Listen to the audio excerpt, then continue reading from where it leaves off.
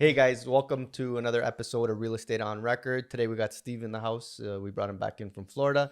What are we talking about today, Steve? We're looking at vision boards or Yeah, vision boards. yeah. Stefano was talking about how obviously we're transitioning into the new space, and now we're kind of resurfacing through like a lot of old files. I got a bunch on my desk here, and just kind of looking at the vision board. I gave a little tour of my office yesterday, just to kind of show people like the inside guts of like in sales. Sales is such high intensity. It'll make you or break you, right? This is a job that it looks easy from the outside, but if you do it on a high level. And you try to keep it up at a high level your whole career, it'll tear you apart. I remember even coming home at night sometimes just lying on the floor just beaten up, broken. This is why people say like exercise and stuff like that. Like, why do you exercise so much? It's because it defeats the other side of that, like the anxiety, the stress. It's that 1.5 hours of just you and just whatever, and you're still thinking clearly but about what's currently in the works, but ultimately it's that you're building that physical, strength and endurance. And also you get out of the gym a little humbled,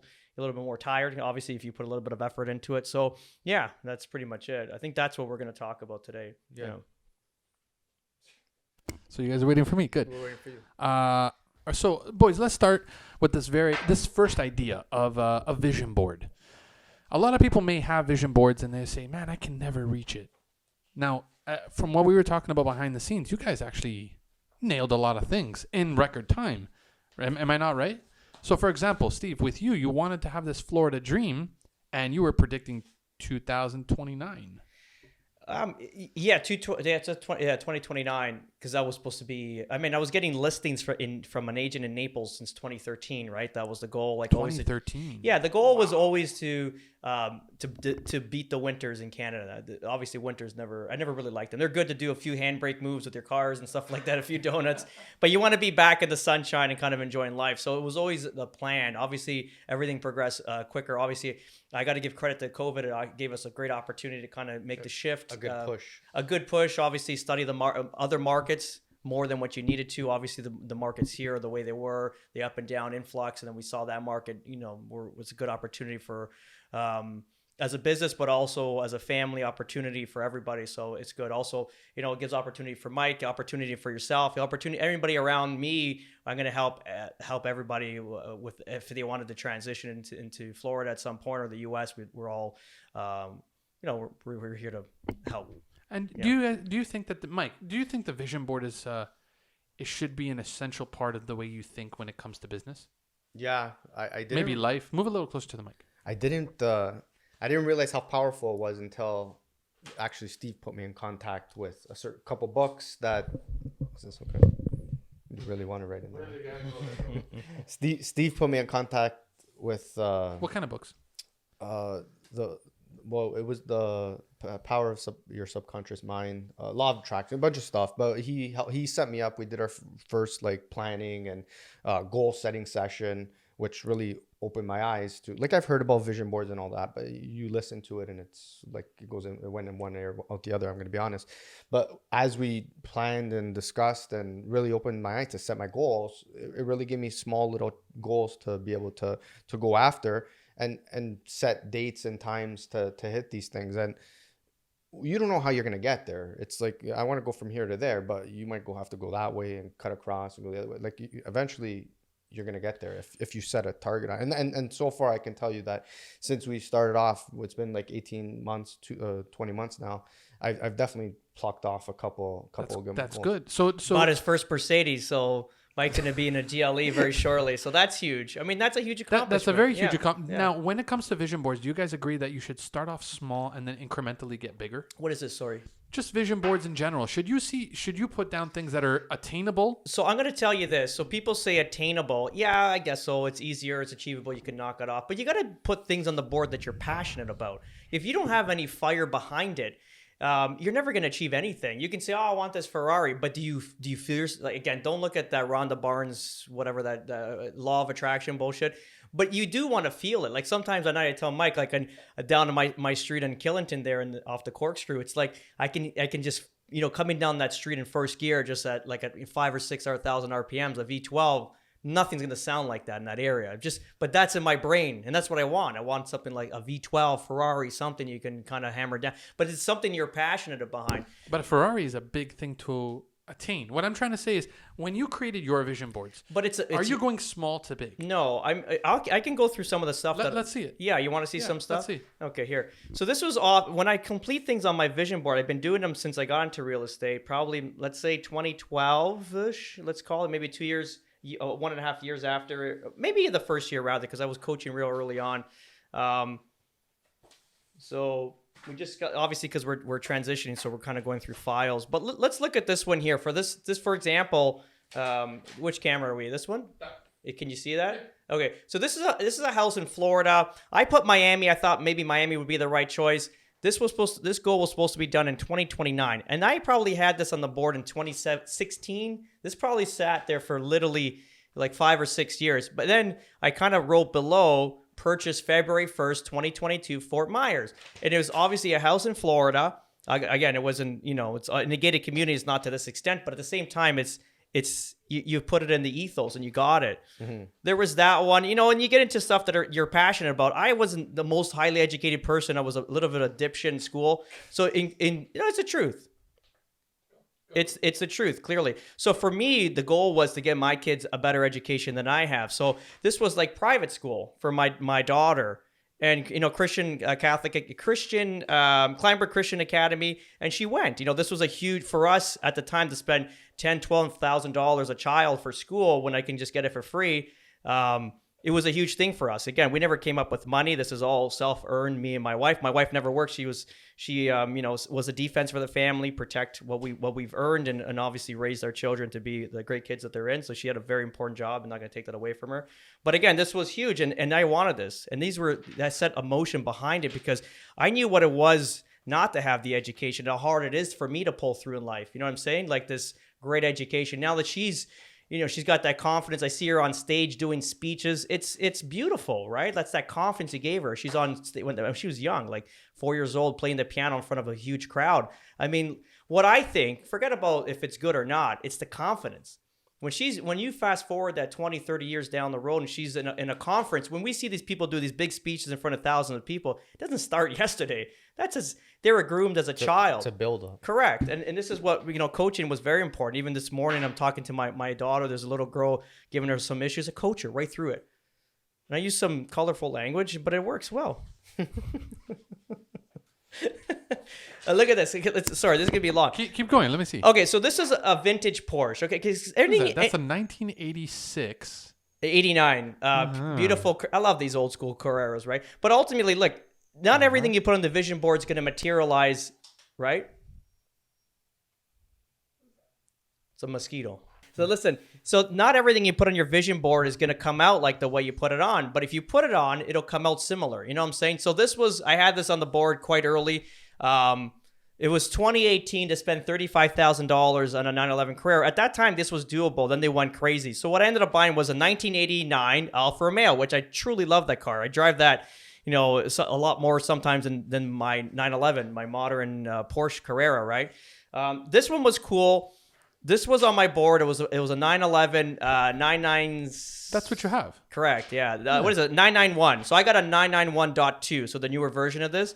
But this was on my board. I wanted a black edition. So this is a limited model. It's a Carrera limited model. And again, it's just blacked out. It's a little different than a traditional Carrera S or a 4S like GTS. And those are fast cars and all, but there's no specialty to them. So I wanted something like this. And look, if you read there, it says July 21st, 2021. And I put daily driver. And what I did is I ended up buying just before my birthday, July 2021. I bought a Carrera, a Touring, which is a much better car than this. So you put that on your vision board in 2021, and you bought it in 2021. No, this has probably been 4 years, right? Oh, okay. Yeah, these have been sitting That's just quite your a while. goal when you wanted to achieve it. And look at the plates. Don't I have that plate on my fucking car right now? FAF. Oh yeah, Look at that. Wow. It's almost cut. Then again, this is freaky shit, right? This was again AMG GTS. I ended up pulling this off because I replaced it with that Porsche. Because again, I love these cars, but a Porsche is always going to be something I want to collect. So this was something I ended up replacing that with the Porsche. Now we see the Mercedes. Oh, you're just going to bypass the Mercedes. Yeah, then. I mean, I bought my first. Well, that's the one in Florida. No, I got an E-Class. This is a C. Sorry, sound like an asshole. 2011. Okay, look at this. March 2021, 2011. So I ended Is up, that in front of Maranello? yeah, damn right. Or it's BMW Toronto. Oh. So look, I wanted to get a 335. No, sorry, I wanted to get a 550i, 5 Series BMW rather. So this is like 6 months into like real estate. I ended up buying a 335i in 2011. So let's say 6 months after or 1 year later. wow. Yeah. So this was again, every time I would achieve them, I would take it down and ultimately put something back up. I mean, this is the same as the Porsche. If you see how early this was 2012, and the goal was supposed to be 2015. Ended up coming later, clearly. But if you see the license plate says Steve's on it, Nah. so I mean, you gotta get tacky with this. This one here, auto show. You know, like I just fell in love with Mercedes that year, and there was a special Benz coming out. It was a C450 AMG, so it had a lot of parts that a traditional C-Class didn't have, but it wasn't quite an AMG 63, but it was perfect for me, and it was a good daily driver. So that year I bought a C450 AMG in white, which is a great car, huge accomplishment. I remember family stopped talking to me when I bought my first Mercedes, so... but it's good. They kind of, you know what they do? They cleanse. They give you a cleanse in your palate. So you don't have to deal with people that don't want to be in your lives. They don't want to support you. So that's life, right? First rental property while I was a realtor. That was your first purchase for yourself? As a realtor, yeah. I had other stuff when I was before a realtor. But this was in Alliston. Look, contract date, December 15, 2013. You remember that big ice storm when all the trees went down? I brought my wife up there, and she's like, what are we doing here? What year was that? This 15? contract date is December 15, 2013. Wow, I remember exactly which ice storm that was. I don't know if that's the exact. Is that the contract? I don't even forget how to read these things. But expiry, last update 16. See that we firmed up around here. But this was one of those purchases where my wife was in the car and she's like, "What are we doing here? The weather's getting bad." I'm like, "Relax. We gotta look for a client." I ended up doing this deal for us. I had 2 other partners on the deal too, and then this is these little steps, like this little property with 2 other partners. That way, I kind of basically sold it to them, and I managed it. I did everything with the tenant. I waived the cost when I leased it. I never took a dime. I took full control of this, and this thing led into so many different things. But if you don't take the step, and you're looking at greed and ego and a whole bunch of shit, you never get anywhere. But this basically got me where I am in Florida today. Without this first dot in the journey of life. How did it get into Because Florida? when we sold it, we made, I think, almost 300% return on initial capital invested, right? And then at the same time, we bought another one. And then we put some of that money into what we just bought here in Kleinberg, where we made almost $1 million in less than a year and a half or 2 years, whatever it was. Like this all turned the events, right? That was the start event. Yeah, this was the first dot on the board. And if I didn't make that drive to that big snowstorm, What year was 2013 December. Mm-hmm. So it's like 10, 11 years. Yeah. 11 years, yeah. I mean, look, this is, we had a lot of trouble, get emotional with that. But a bike, like I bought in 2011 too, like a cycling bike, a watch, like all this stuff came true. Like That's the one you have on your wrist now? well, no, this is I have a Breitling, but I wanted a I wanted a Submariner Rolex. I ended up getting a Tag Heuer, which is like, it's still what do you call it there? A diver's watch? Wait a second. For everyone that's been watching and been following Real Estate on Record, you have a Rolex. I do, but it's old, right? Oh, that's Yeah, not it's the Rolex. vintage. No, Oh, I bought okay. that when I was 21. Oh, okay. Yeah, it's like a I think late 70s or early 80s. It's been with me for half of my life, 21 years. Wow. So I bought like an Aqua Racer, which is like a diver's watch, but same concept. Like it doesn't, not everything looks the same, right? This was a renovation of the kitchen, which we ended up doing too. Like like a lot of these things. I can keep going on. This was pretty cool. Actually, we're going on this listed appointment this week, me and Mike. This was my first for sale by owner that I converted. And what my coach told me to do was deposit the money, hang it on your board, and remind yourself how much money you made off that one call. So I double ended that deal, and I think that what year was that? 2011, 12? Yeah, that's something somewhere around there. To make 23 G's off of one transaction that time. That's like 70 grand today. Is like that your first? for sale by owner, someone That that was the I first one. called. I went up against other competition. I had to really become like a racehorse, like a real athlete. And there was no connection to that sale? No. Like you didn't know anyone? No, It was all- so this owner they didn't want to pay commission, so he was listed on Comfree, and we used to hunt him like a butcher shop. So we would see these guys like, okay, I like this listing, it's got potential, price is off, clearly. Marketing, they're not, they're not cooperating, commission, a whole bunch of shit. So I had to basically go after them and just keep constantly following up and going. And then they were like, okay, we're tired of this. Because then you start, like, clearly it's all about what you're doing is you're basically you're planting seeds, right, of negativity. Let's face it. It's almost like that's what you got to do. And ultimately, everything starts ringing true to them. Everything you're saying, you become sort of like the truth behind everything. It's just how propaganda and media is. And ultimately, they give you a call. We went in for the competition. I competed against 3 other agents. Remember, that was really fresh into real estate when all our veteran agents were chicken shit to pick up a call, a phone, do a door knock. There was only one agent that really did it, but the rest were they just sat around all day. And then for me, just coming out of the box and then pulling this list and then double ending it. And now they called us 12 years later. 12 years later, because they're on the system. We've been feeding full them. circle. Yeah. But you've also been reminding them that you're still here. We service them like we do every other client. So it's a process to go through. It's expensive at the end, but it's been 12 years I've been, or whenever we did this transaction, 10, 11 years. I mean, there's more stuff here, but you got to kind of get the point, right? But this is not really a vision board. It is a vision board. Oh, that you've This just is what he's pulled. accumulated. He's okay. When okay. when the vision is completed, You like put it in the I folder. put it in the folder. Okay. Every time. Do you have a current vision board? I do. It's in my And office. do you as well, Mike? It's at home, yeah. That you have actively Yeah, in the race for. in the race. Yeah. Do you guys categorize your vision board from like what you want to attain now to what you can foresee attaining later on? I have it by date, right? So Oh, you do. Talking Right. to the mic. I have it by date in the sense of like the next one's probably coming up this year. Like, so I have a couple that are for this year and then a couple for the next year and a Nice. few down the road. Yeah. Nice. So now let's talk about something else here, guys. Let's talk about your departure from Steve. How long have you had this office for? I've been here 11 years. Yeah. So 11 years, and you're bidding farewell this week.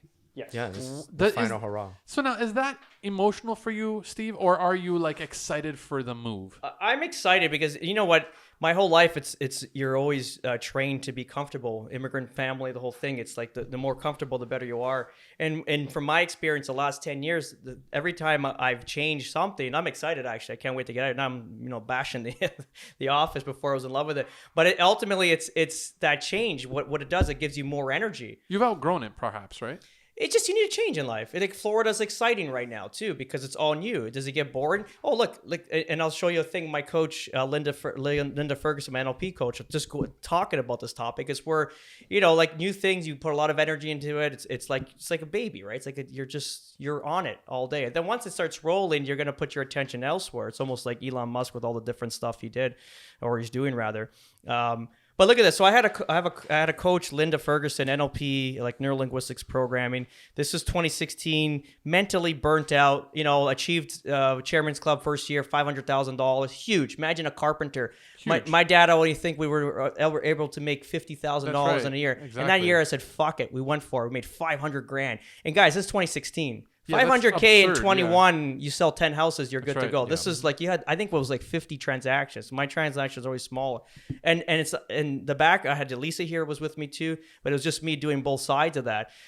So again, soul searching, because now we've completed a big goal. I felt like we've accomplished a lot and I felt like I couldn't do any more. And the whole process for me was like to get to the next level was to do development. I've always had that in my brain. Like I think that's where I always want to be in this whole thing. But it's like I'm always stuck in real estate. But what she would do is she'd make this. I don't know if they can see this. She'd have a whiteboard, and we sit in Queens Park at the university at the psychology buildings across the road. So the buildings are very special. You can feel like the energy through the bricks there. They're insane. Such a good building. I used to love going down there. But if I read this, it says, so she would start with asking questions because she was brilliant. She still is brilliant. But so she said, thought you were elite and deserved. So basically, The process of your brain, a lot of this is ego, right? So prove I can do something that made that amount of money. So this money is an issue. When you had no money and you only think you're worth so much, and you start making a lot of money, it fucks with you. You have, like, they call it imposter syndrome, right? We all have it, right? You think that you're not worth that kind of money. So, anyway, she kind of, That's a real thing. yeah. You talk to anyone that's pretty much famous. They have they go into withdrawals with drug addictions, and of course they have imposter syndrome. They think that the ride's not going to last because they don't deserve to be there. So how do you fix that? You don't want to be on narcotics. You need to like iron out your brain. Obviously, the way we're wired from our families is we're wired with their tools, and if we outgrow their tools, and that's what's still fixing the machine, you're pretty much fucked. So like this, she kind of breaks it down here. So, like, saw a problem, saw a better way, wanted what you needed. I tested it.